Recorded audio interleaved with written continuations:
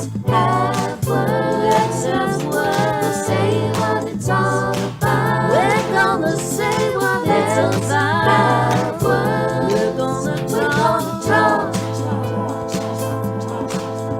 it out.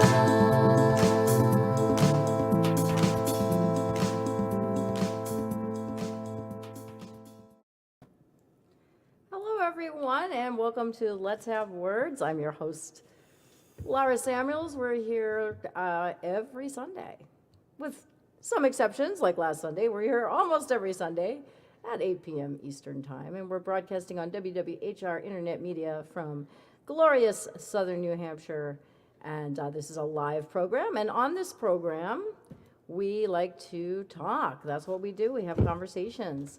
I really haven't hammered out a mission statement for Let's Have Words yet. I'm still working on it, sort of. And the mission statement, as far as I know at this point, is something like we are, celebrating the art of conversation, advocating for conversation as a way to, bridge the divides between humans and a way of working out our problems and that sort of thing. Although on Let's Have Words, we talk about all kinds of different topics. You never know what you're going to get. So sometimes we like to have guests on the show that we interview. And sometimes when we don't have a guest, what we do is what we like to call an open discussion, where you being the audience, you are the guest. And you can come on the show with your video on if you would like. You can come into the virtual studio of WWHR Internet Media and hang out, and we can have a conversation face to face. And that's always fun. And by the way, if you want to come on with your video on into the studio, of course you can still post questions. We can solve the world's problems. Conrad says that's what we're doing here on this show. I don't think so. See, I beg to differ with that. I mean, okay, so let's put it the way I was going just on the table for a second so I can respond to Conrad, because I think this is essential. We don't solve problems here. That's not what we do. That's not our goal, because we really can't solve problems. We just talk about stuff. That's all we do. That's as far as it goes. We don't come to any conclusions. We don't solve any conflicts, anything like that. So that's not. So thank you, Conrad. But that is. We stop short of actually drawing any conclusions or actually solving anything, because we're just celebrating the art of conversation here. Just bandying about various ideas. That's all we do. All right. So if you want to come into the studio, we can have multiple people in the studio at the same time. That's okay. So if somebody's in the studio, that's okay. You can come on too. We can handle 4 or 5 people. Now, we can't get out of control. We can't have 20 people in the studio. But if we've got, 3, 4, 5, that's perfectly fine. We can handle a conversation with that many people. So please don't let the fact that there might be some other person in the studio deter you from coming on the show, because we want to hear your ideas. In fact, the show only really their varied experience and their varied opinions and their insights and their knowledge. If people, if everybody brings a little bit to the conversation, then that's how you have a good conversation. So the more people that we have participating, the better the show. That's the idea. All right. So tonight's topic, I don't even have a background behind me. It's just a boring brick wall. That's all I can think of. So I'm not giving the topic away by my background, which I sometimes do. But you may be aware that tonight's topic is war. That's right. And it's part 1. What does that mean? Well, we thought perhaps, just perhaps, that the topic war was a little bit broad. And it might require more than one show to actually, get down to the nitty-gritty, get down to the the meat of the issues, because it is such a massive topic. So we thought maybe we'd split it up into parts, but we'll see how it goes. Maybe we'll exhaust all of our ideas tonight on war, and perhaps we won't have a part 2 and a part 3, but we're hoping. And because we're kind of thinking about having a part 1, a part 2, and a part 3. This is our first experiment with splitting a topic up into parts, by the way. So, we'll, and we like to be experimental here on Let's Have Words. We don't know where this is going to go. So, since this is our first time, we're not exactly sure how it's going to work out. But the idea is that we're really tonight we want to try and focus our discussion on the origins of war. That is, I don't want to oversimplify it with the classic nature versus nurture argument, but a lot of things, boil down to that. And that's kind of where we're going, I guess, with this origins thing. Like, why are humans warlike? Why do we use this completely ridiculous method of solving our problems? And it is ridiculous. I mean, we're, killing each other and destroying the environment and destroying entire societies just to apparently, either solve conflicts or gain territory or whatever. Obviously there's different types of wars and different objectives, but, just to use this ridiculous tool, and it's horrifying, obviously, as well, but it's absurd that we use this tool to solve our problems or to, it's not always to solve our conflicts, but, why do we do that? Why is this a tool that we use, and we use it a lot, right? Where does it come from? Is it something, of course, that is, once again, not to oversimplify, but the nature versus nurture thing? Is it something that's deep down inside of us that is unavoidable, or is it something that's sort of shaped by our circumstances, shaped by social pressures and that sort of thing? Or a little of both.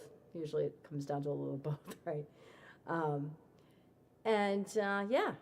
So that's kind of where we're headed tonight. And just a few things I want to say before we open the phones. I like to say open the phones, but what that means is people are able to come on into the studio.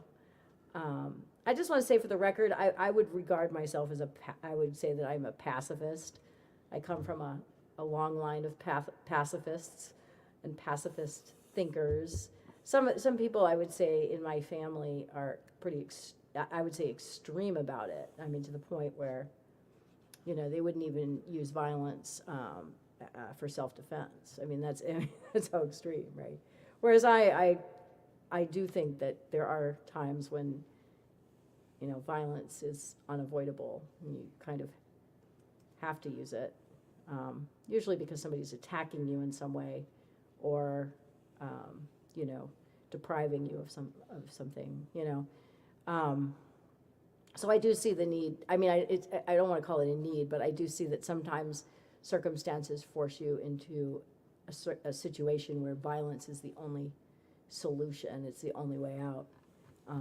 So I'm willing to concede that you can't just roll over and be attacked. You have to defend yourself. Barack Obama in 2009, in his Nobel, he received the Nobel Peace Prize. You may remember the Peace Prize, which is kind of strange given the war in Afghanistan and everything that was going on then. But he said, "Let us reach for the world that ought to be. The world that ought to be. Clear-eyed, we can understand that there will be war, but we can still strive for peace." And I think that's kind of where I stand. I accept the fact that war is probably always going to be with us.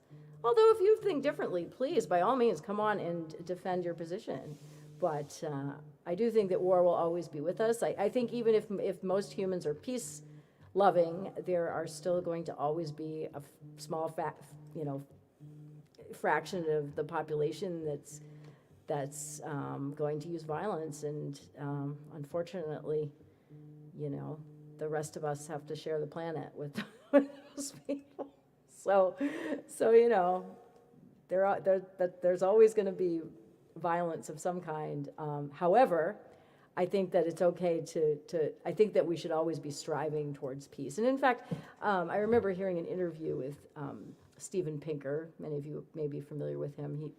He's written several books, but I think the name of the book was, in fact, I think we have it. I think it's The Better Angels of Our Nature, or something like that. It came out in 2012. I didn't actually read the book, but I read an interview with Steven Pinker about the book, and he said, I gather that the gist of it was that actually globally we're becoming more peaceful. Like overall, if you analyze trends statistically, we are actually moving towards a more peaceful global environment, which is good news. I mean, so the better angels of our nature. So, yeah, certainly deep. We have the capacity for violence, but we also have the capacity for love and compassion and, cooperation and all that good stuff too. So we have a little of both. We have a lot of tools in our toolkit. That's what's special about humans, right? We have a lot of tools in our toolkit. All right.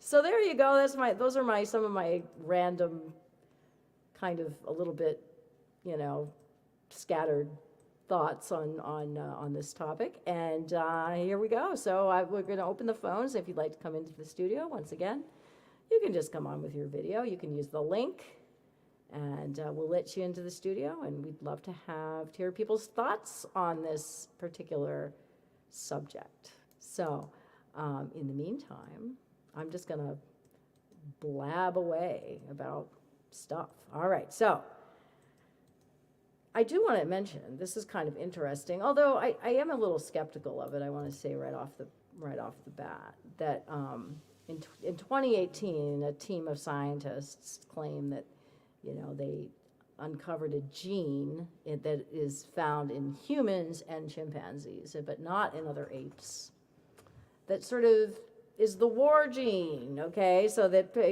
of course, the media likes to hype it up, right? The war gene that that makes us more aggressive in it actually, I think it technically turns off a repressor, so it unleashes this sort of fight or flight response that results in us using violence as a means of, solving conflict. And and it's only in humans and chimps, which is interesting, not in other apes. I think that was the part I found fascinating. But I am skeptical of this notion, and whether or not it's actually the war gene is a little, I don't know, that's a little hyperbole I think. Anyway, but interesting nonetheless that that perhaps there's this genetic link to our warlike behavior. Of course, there's physiology. Famously, testosterone makes people more aggressive, and I guess lack of serotonin also is linked to aggression. So there are some physiological, potentially, chemical,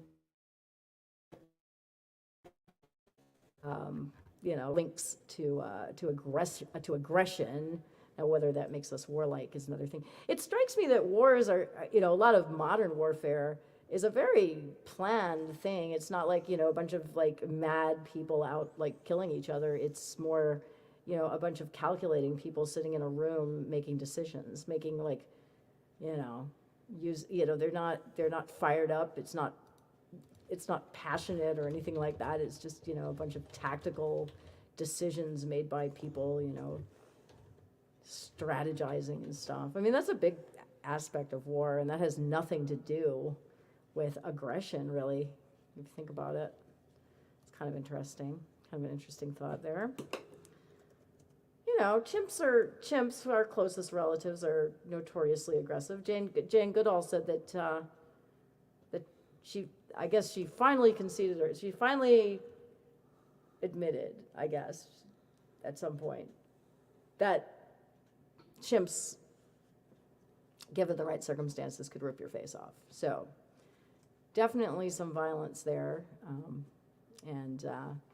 but but is violence war? I don't know. Yeah, we're definitely predisposed to violence, but it strikes me that war is, I'm going to read that quote in a second. It strikes me that war is a very planned thing most of the time, right? And it's a bunch of powerful people with their powerful interests using a bunch of poor people to solve their to gain whatever it is they want to gain, So there's a lot of that going on too, obviously. All right, Keith Richard. War is neither glamorous nor attractive. It is monstrous. Its very nature is one of tragedy and suffering. War is like a fire in the human community, one whose fuel is living beings. That's very, that's very true. I mean, there's no denying that war is horrific, obviously, right? And why do we use it? It blows my mind when you think about how the level of destruction and how absurd it is, kind of drives me nuts. All right, so welcome to Let's Have Words. This is Conrad. Conrad is a frequent first on-screen guest, yes. He is a frequent caller, frequent contributor to Let's Have Words, and we always appreciate his wisdom and insight. And sometimes he has. So I'm pausing because there's some sort of echo going on. Can we fix that? Sure. Yeah. Okay. All right. That's all right. We'll just deal with it, I guess. Conrad, I think if you have your speaker on, maybe. Well, I always have my speaker. I know, but maybe if you turned it down or something, I don't know. It's not usually that bad. Well, let me mute it for a second and try. Yeah. Let's try to fix it because it's a little distracting. Sorry. Did it get better? Okay, wait. Well, no, it's still there. My speaker was off for 5 seconds, 7, 8, 2 seconds. Yeah. Okay. While you were talking. All right. Well, we'll just deal with it, I guess. Never caused a problem. I don't hear the echo. Yeah, I've never heard it before either. Yeah. Okay. Anyway. Maybe try to go away and come back. See if that helps. Just click out and click back in. Leave studio and then re-enter? Yeah, leave studio and return. Just see if that makes a difference. I don't know. Sorry, folks. I'm going to have a hard time ignoring that. They will too. Yeah. So, yeah, when you come on, it's a good idea to get yourself some headphones. Kind of prevents that echoing effect. But Conrad's come on many times before, and we haven't had that issue, or I haven't noticed it. So it's either it's been there and it just hasn't been as distracting in the past. But we'll see. We'll get Conrad back on and see.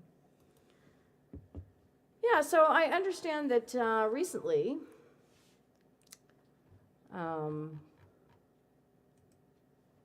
as of, say 2007 or something like that,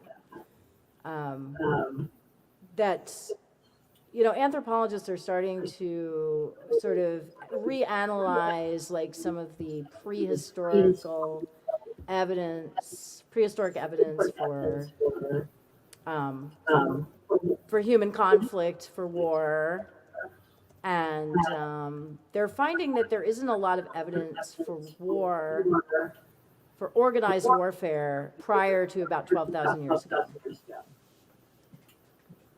That's a long time. Well, that's a long time, but that's not supporting this notion that somehow our maybe I'll just take the headphones off. Somehow our this warlike character is something deeply rooted in human nature. If we've only been using it as a tool for 12,000 years, Well, it requires organizations which. Hold on just a second. war requires a certain level of organization that wasn't present if you keep going back. The tribal times were potentially tribal wars were in the beginning, but they were still on a smaller scale. Villages fighting each other. Is that a war? Yeah, that's a war. No, but they're just few guys having a beef. Wait, if it's just two people having a fight, that's not a war. But if you have communities, If you have village fighting with each other, 6 then that people, would be a war. So if you had two different tribes or something, fighting each other, it wouldn't necessarily have to be organized. It could be very spontaneous. I well, guess. but then it's just a fight. It's not a war. War is something that, to me, that lasts a long. It's not a one-time event. It's not a one battle. As far as definition, like the concept of war, I think of it as a duration, multiple battles, and by definition, somewhat organized. Honestly, it didn't even occur to me to sort of define it. I mean, war is war, but you're right. I mean, there might be certain factors that have to be present in order for it to graduate from a simple fight to actual war. Exactly. I grew up in a city where the sections of the city would fight with each other. We never called it war. This was. We do call that warfare, though. Sometimes we refer to it as warfare. Yeah, But you're that's right. I more think there's a longevity component. I think it has to last a long something. time. It has. It's not just a one-time event. That's what I was trying to say. Right? Yeah, but it doesn't necessarily require organization. A war could go on for a very long period of time with zero organization. Fueled by hatred and prejudice and whatever else. But it's different. I would call it prosecution. I would call it something, different if it was like that. To me, a war is some degree of organizations and two armies battle each other. Not just big, different nationalities speaking in each other. That's single people. Like small groups. Well, there's been a lot of pretty bloody wars that have been fought because of hatred and racism and prejudice. Well, so I had a couple minutes to think about this. So to me, wars, there are two types of wars. Only two? Yes. Well, the fundamental. Okay. There are just wars and unjust wars. You've heard that expression. Yes. The just war and unjust war.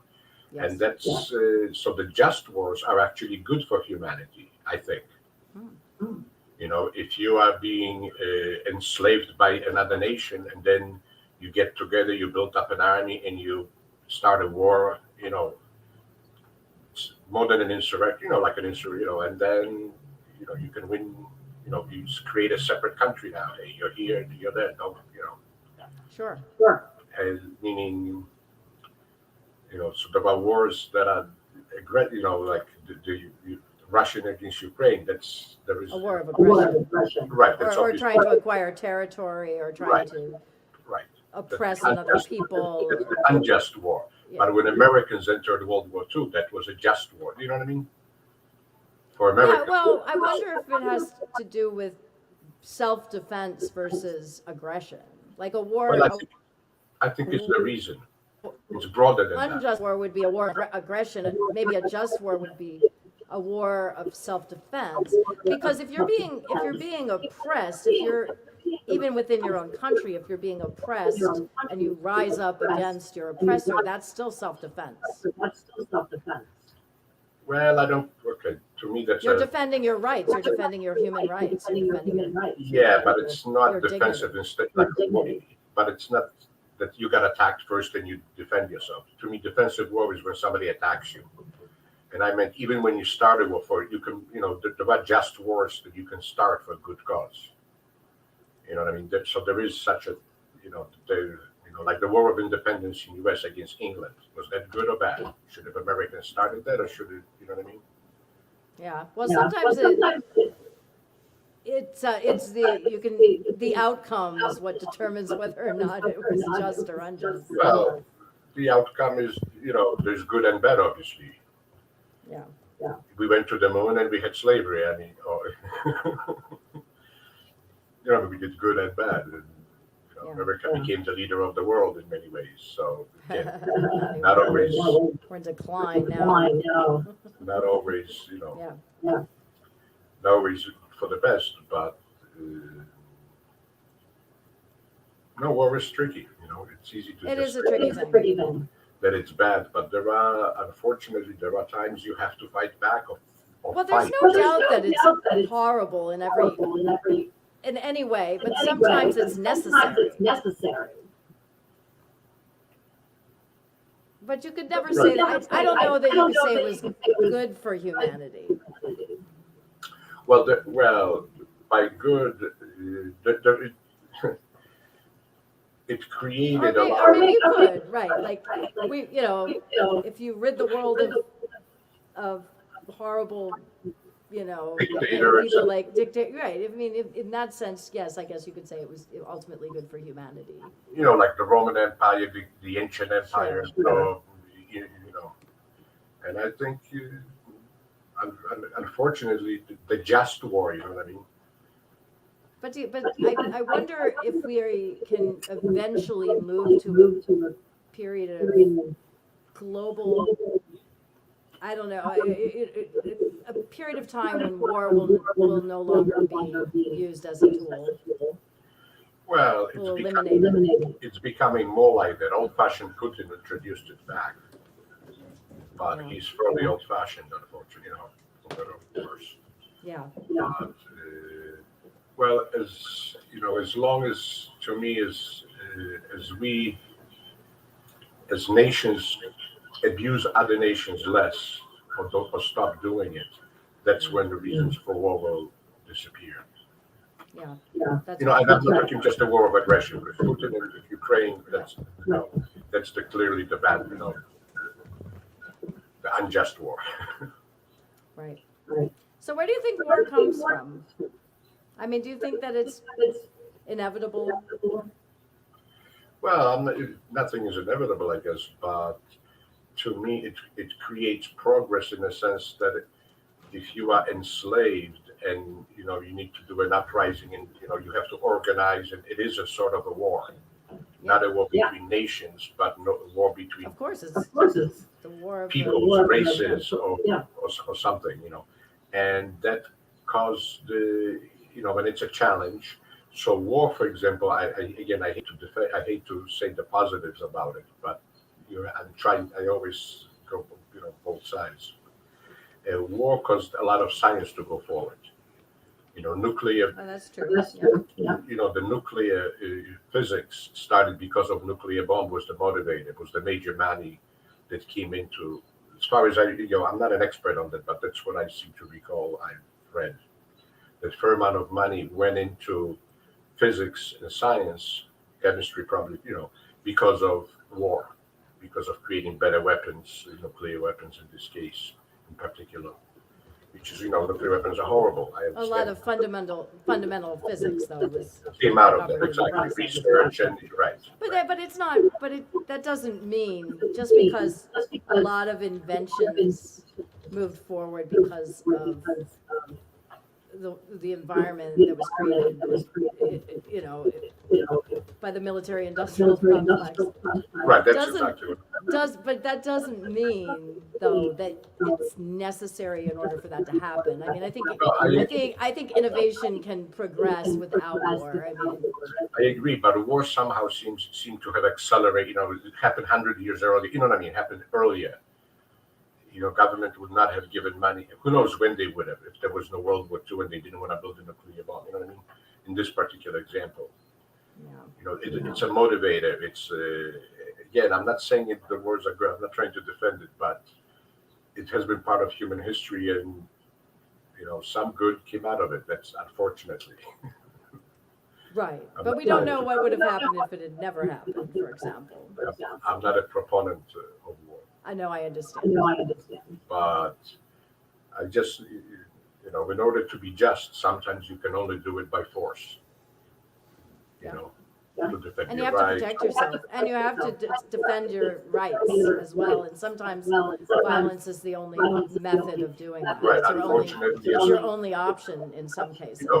Yeah. just, let's say a Putin turned into a mean person. How do you deal with it? You have to shoot at it. Right, and we have to share there's a certain percentage of the population that's always gonna,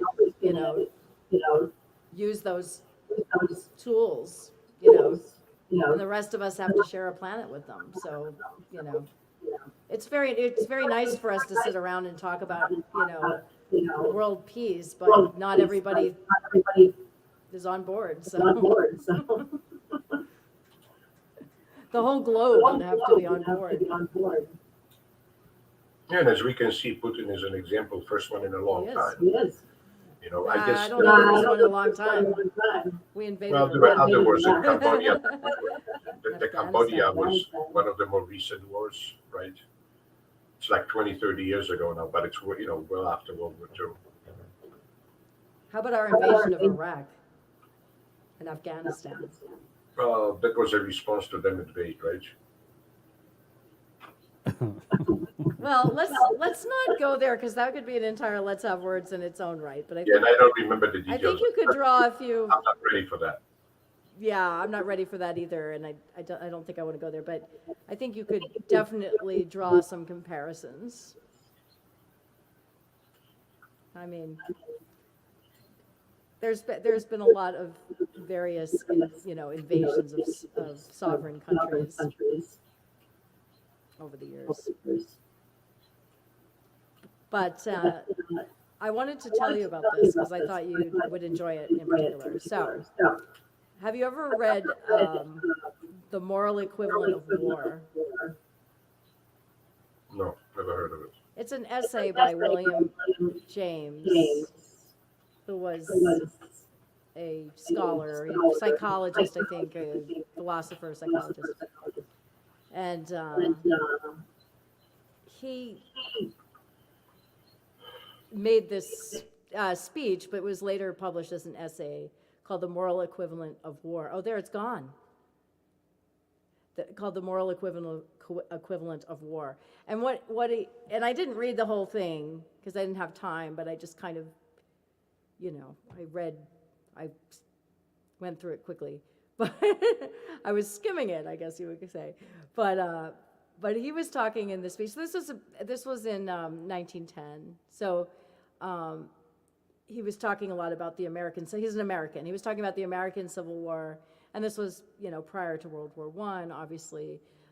And his whole argument is that war, and you're going to like this, I think, war brings out all of these really positive things for humans, like, for example, a sense of identity and unity and courage and self-sacrifice and a purpose and meaning, and it makes humans feel stronger and fortitude and all these like really positive human characteristics are amplified by a war situation.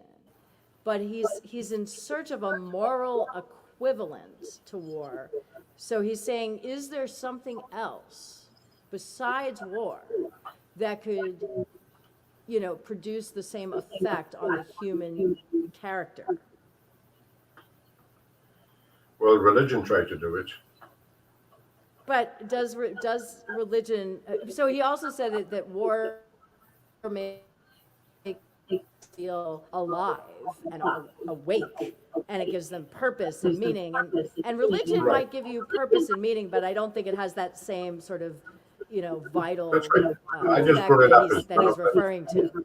Yeah. I agree. I just, when you asked what else, Yeah, that came to mind. it was something a little in that direction, you know what I mean? Yeah. But yes, without the same. Like arousing the same passion and the sense of unity, and I'm not saying I agree with him. I'm just saying I thought the essay was really interesting, and that's basically what it was about, And he was making that argument that, even though war, he's a pacifist himself. He says as much in the essay that he's a pacifist. He's not trying to defend war, But he's saying, but war brings about all of these positive effects on humans, and he's sort of searching for something else. And he says that maybe like, you know, commerce, like this feeling of, you know, building things and, you know, whatever, that might produce the same effect, or sports or something might produce the same effect. Those things do a little bit of that, you know, certain scientific introduction of cars, you know, certain inventions that changed our lives, Yeah. electricity, you know, but it has a, you know, that's like a blip, you know what I mean? Yeah. I don't know how to say it. It's not the same effect. It's broad and it's deep, you know, as war.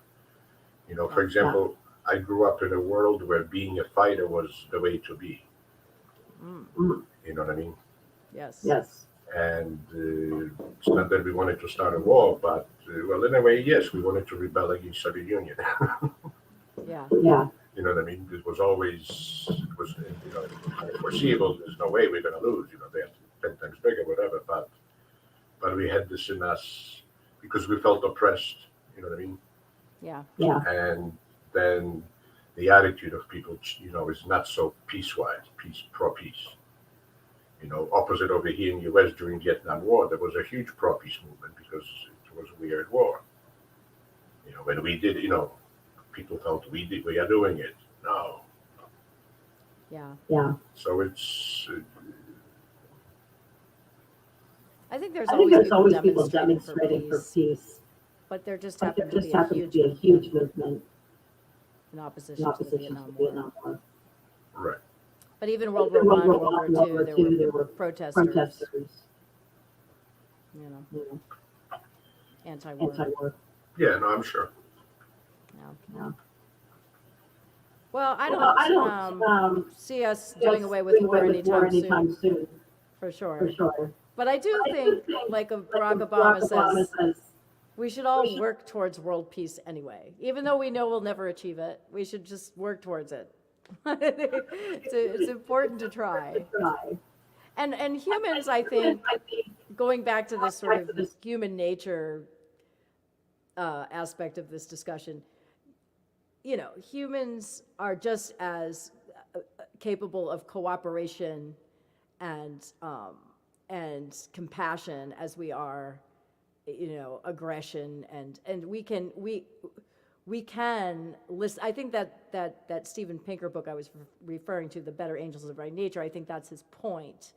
You know, that we can listen. We are not chimpanzees, right? We do have the ability to reason our way out of this completely absurd, you know, like we were saying, you know, there will always be sort of these sociopathic, you know, power hungry people who we have to share the planet with. They will always exist, you know, but still it's important to elevate the higher, those higher human attributes like compassion. And it's happening. You know, and it's happening.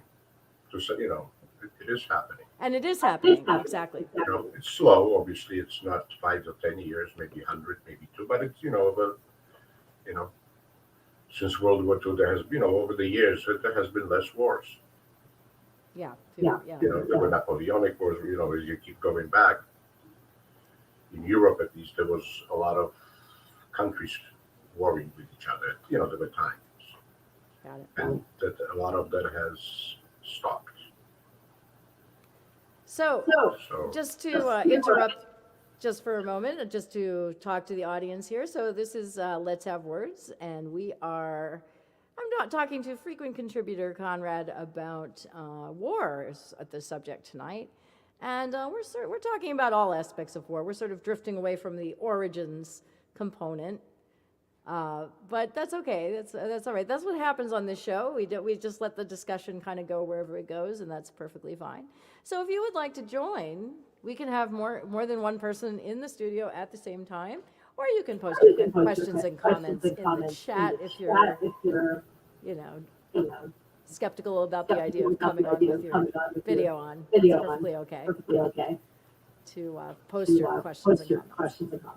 All right, so here we are with Conrad talking about the origins of war. So, do you think that, what are some reasons that people go to war? Let's go there. Like, Well, why do you think people go to war? historically, at least I remember from the history that I grew up with, people at that it's conquest and essentially making money, getting rich, and Seems like getting a lot of wars are about that. and getting glorious. Hey, we won. We getting big, whatever you what I mean, getting like winning a boxing match. Yes, I feel good. I want to be. Yeah. So there is the ego, feeding people's ego, and it's, at times, let's say Germany was very depressed, and Hitler used it to get him out of depression. I mean, both economical and psychological depression. Right. And Hitler motivated them. Yeah, we don't have to put up with this. We can fight.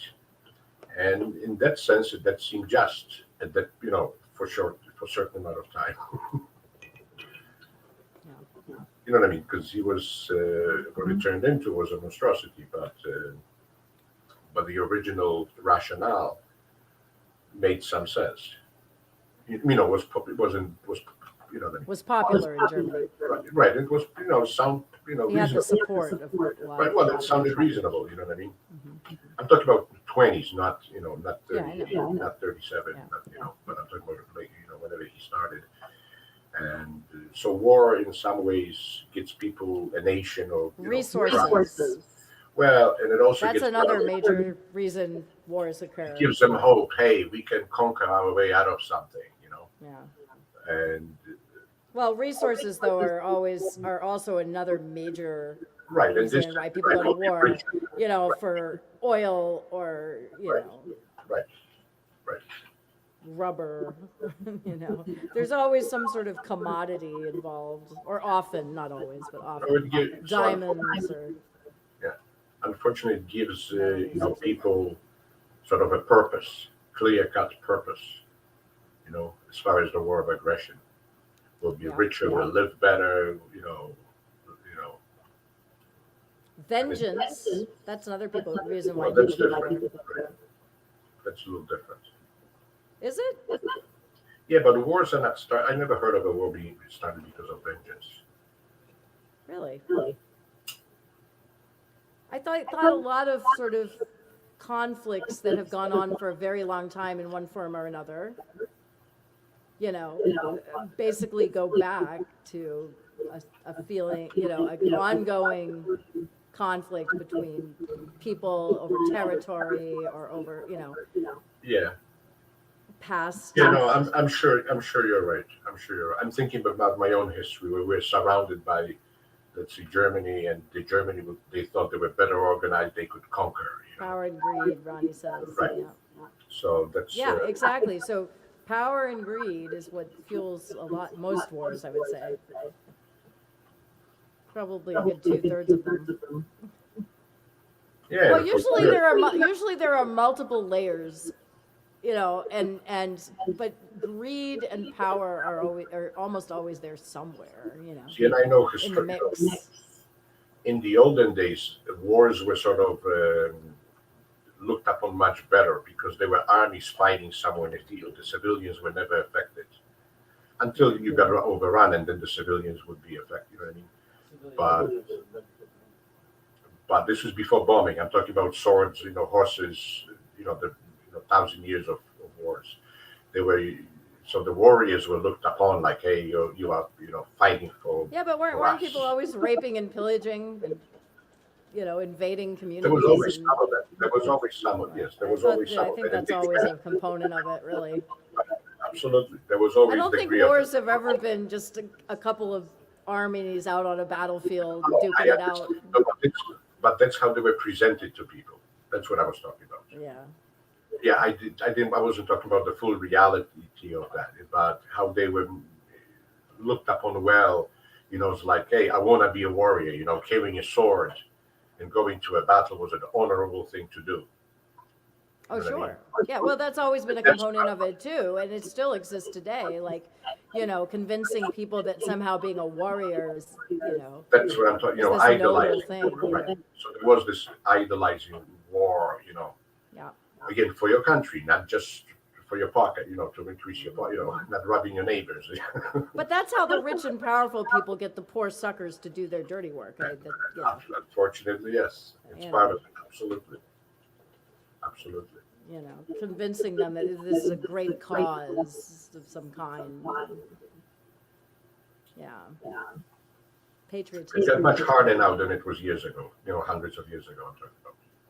It gets much harder to convince people. That's why I think there is. We have changed because of information, technology. It's not just the king's word, but it's also the opposition. You get internet. I think helped change that a lot too. That you can read not just what comes out in the local paper, in the national papers. You know what I mean? But you can easily read from the other side. How do they? You know what I mean? Yeah, I think it's a lot harder for people to villainize other people, Right. which is a I good think thing.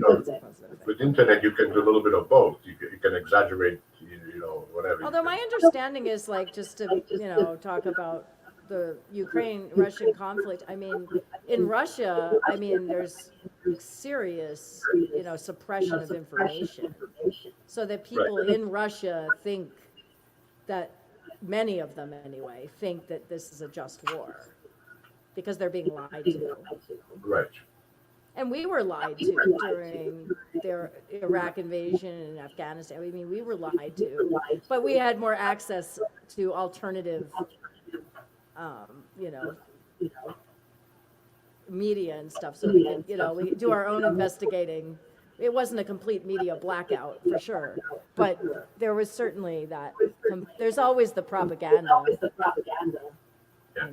Trying But in to Russia, sell the war to the population in one way or another. Yeah, but in Russia too, it's different now than it would have been 100 or 200 years ago. When it was just paper, Yeah. and horses. Well, it's a lot harder. There's just more global connection, so it's a lot harder to keep people in the dark about what's happening. Right.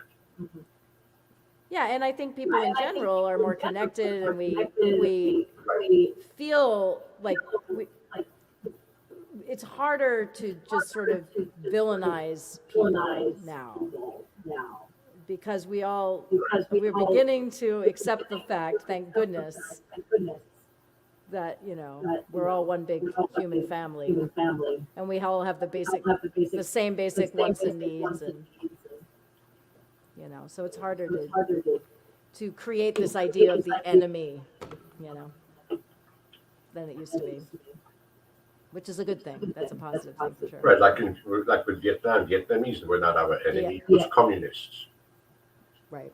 You know what I mean? It's not Vietnamese. It was the system, not. Mark and I were recently looking at some posters from World War II that were just horrid. The way they were villainizing the enemy. These very graphic posters. I'll show you someday. They're horrific. That's what Germany was showing to Germans?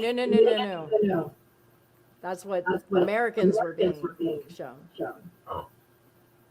About the enemy. The Germans, the Japanese.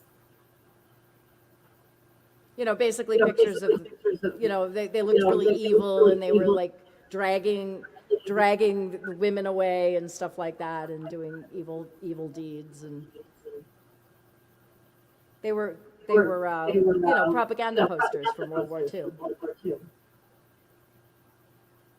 Oh, but at least with World War II, the Germans have done a lot of nasty things.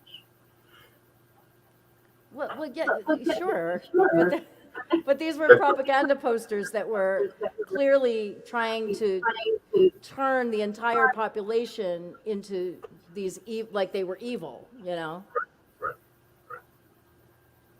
Which Well, one thing I wanted to say about wars, the World War One, I think I remember, because I used to not study, but read about wars a little bit when I was younger, study a little bit. And World War One was the last traditional war. And World War Two was already the modern, where civilians would get hurt, where they bombed cities. World War One, it was still armies heading at each other, soldiers shooting at soldiers, and that was the last regular or old-fashioned war, if you want to call it old-fashioned, I guess. Not many civilians died in World War One. John Cameron. Oh. And World War Two was the first. World War II was the first of the modern, where civilians would get strongly impacted. So John K asked the question, war, what is it good for? And I think we've actually kind of mentioned, I don't know, Conrad mentioned a few things that he feels like if you want to go that route. I mean, he mentioned a few things that he feels war has, propelled humanity forward in many ways in terms of inventions and, of course, sometimes wars, like World War II comes to mind. We, defeated Hitler, who was clearly an evil menace, and, and there were a couple other things you said too. Science advances often. Well, it motivates nations, Yeah. and then it motivates people. Right. So both financially, but it's as far as what is good for. There are just wars, wars. And there are just wars, as we in mentioned. self-defense. Never mind if you're attacked, because that's obvious. You have to defend yourself. But even to start a war for a good cause, whether it's the American War of Independence or similar wars throughout history. Where one smaller nation was absorbed by a bigger nation, and then they started a war and they got free. Well, So, I think we can. Yes, I understand that. I would hope that humanity would reach a point where we could achieve those same ends without the horrible loss of life and destruction to the planet that occurs in war. I think we can find a better way. And maybe we can discuss that next time in War Part 2. We can talk about some substitutes for war, some things that might work better. Well, nothing comes to my mind. The moral equivalent. Well, think about it. You have a whole week. No, because it's a simple motivator. You know what I mean? It's a simple motivator. Yeah, there are 50,000. So Ronnie says there are 50,000 civilian deaths during the Civil War. So it's not just the modern war era that resulted in civilian deaths. Yeah, civilians have always been. I mean, I think what I would not object, but I would question this whole idea that somehow civilians have become, I don't know, civilians have always been affected by warfare. I know, I guess what I remember reading about the World War One, that there was a front. There was, Germans on one side and whoever on the other side, and they were shooting at each other. I understand what you're saying. They were not bombing cities. They were not bombing infrastructure. Hey, let's get rid, let's pollute your water so people can, blah, blah, blah, It was, that's what I meant by. I hear you saying. And I imagine mustard gas. Right, and I imagine there was less, civilian, the side, But yeah, Civil War was a little different too, because it was in the I'm same not sure how many country. civilian deaths there were in World War One. That wasn't a regular war. There was no, you know what I mean? It was war between Yes. states. There was no clear boundary. You know what I mean? I'm not an expert on the American Civil War, but Yeah. no, it's like there was a civil war in Yugoslavia right before they broke up, and that's different than between two nations. You know what I mean? Yeah. It's, Well, I'm just hoping. So I think next time on Let's Have Words, we're going to continue our discussion of war, but we're going to maybe talk about how we can achieve peace. How can we move beyond it? 10 million civilian deaths in World War One, according to Mark. Wow. 9.8 million were military deaths. Wow. You see, I never studied this stuff for real, you know what I mean? But I did read something that it was the last traditional war, you know. There was a clear front line and, you know, both sides on the other side and shooting at each other, you know, trying to, you know, just like it's been for 1,000 years or 2,000 years. And World War One was the big, you know, it was like bombing the cities, it was different. You know, the infrastructure, power plants, you know what I mean? Yeah. I hear you. I think I know what you're trying to say, but Yeah. As far as civilian, I never there's a lot of holes in your argument. That's all. All right. But Conrad, we always appreciate you coming on the show and sharing your thoughts, because that's what we do here in Let's Have Words. We converse, we have discussions. You know, we don't come to any conclusions. We just bandy about our ideas, and we had some people participate. We had some comments in the chat, which was very nice, because we like to have people participate. That's what makes the show work. So and then I have to, you know, the less I have to do, the better. I'm just kidding. All right, so tonight's show was on War Part 1, and we're thinking about maybe carrying this discussion into a Part 2 and potentially even a Part 3, depending on how it goes. And tonight we talked a little bit about the origins of war, but I think we sort of got into some other territory, but that's all right. That's what happens here in this show, is we just kind of let the conversation go where it goes. We're celebrating the art of conversation. It's a very organic process, and we are a big fan of that. So, and I apologize for the sound issues tonight. It was very distracting, I think, and we're going to probably try to get that fixed, so next time that doesn't occur. If you would like to be on Let's Have Words, and I know you want to be on Let's Have Words. If John Kay is still listening, John Kay was a guest on Let's Have Words. We appreciated him coming on and talking about birds. That was fun. Maybe we need to do Birds Part 2. Maybe we will. We'll see. But if you would like to be a guest on Let's Have Words, we entertain we will entertain the possibility of having you on. Please just write to us at wwhrmedia@gmail.com and with your topic.